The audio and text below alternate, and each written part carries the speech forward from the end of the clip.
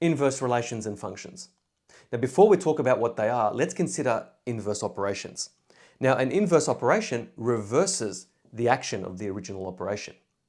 So here's a simple example. If we start with x and we add 2 to it, so that's our operation. That's the original operation, plus 2. Of course, we end up with x plus 2. Now, to reverse that, if we're starting off with x plus 2, we need to subtract 2. And the result is that we end up back to where we started. We end up back to x again. Now, we can think of plus 2 and minus 2 as inverse operations of each other. In fact, so if we started off with x minus 2, to reverse that or to undo that action, we can reverse it by adding 2 again. Now we can do the same thing with multiplication and division, squares and square roots, cubes and cube roots, for example, and a whole lot of other inverse operations as well that you may have seen in the past. Another example would be, for example, trigonometry, sine and inverse sine, cos and inverse cos, tan and inverse tan, for example.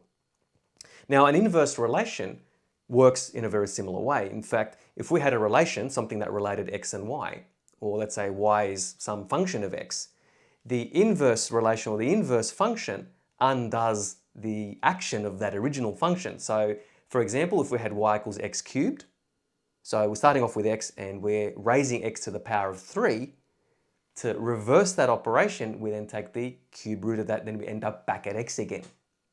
So it's about really coming back or getting back to the starting point.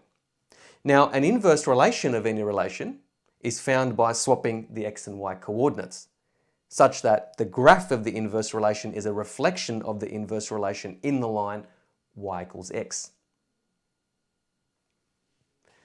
And this relates back to the example that if we started off with x and the original relation or the original function was plus 2 or adding 2 to x, and then its inverse would be to subtract 2, they would in fact be reflections of each other in the line y equals x. In fact, if you graphed x plus 2 and x minus 2, or y equals x plus 2 and y equals x minus 2, you will see that they are in fact reflections of each other in the line y equals x.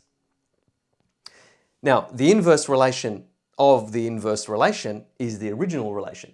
And that's another very interesting sort of concept, that if you had a function or a relation, you took its inverse, or you found its inverse, and then found the inverse of the inverse, you get back to where you started again. So, for example, if we started off with y equals x cubed, its inverse, or its inverse function is y equals the cube root of x, but then take the inverse of the cube root of x, you get back to y equals x cubed again.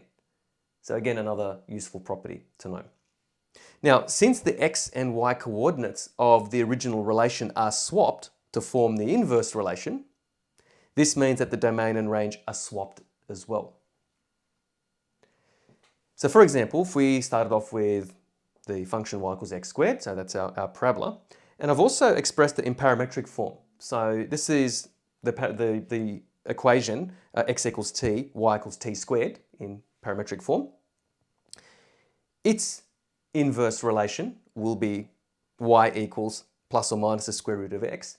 And in parametric form, that's x equals t squared, y equals t. So notice that in parametric form, we've swapped the x and y equations around. So this is x equals t, it becomes y equals t in the inverse. Now let's consider the domain and range of both of these.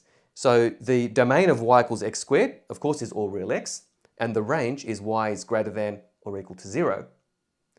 But the domain of the inverse relation is x is greater than or equal to 0, and of course we can't have negative values of x under the square root, but the range is all real y. So we can see that they've been swapped around.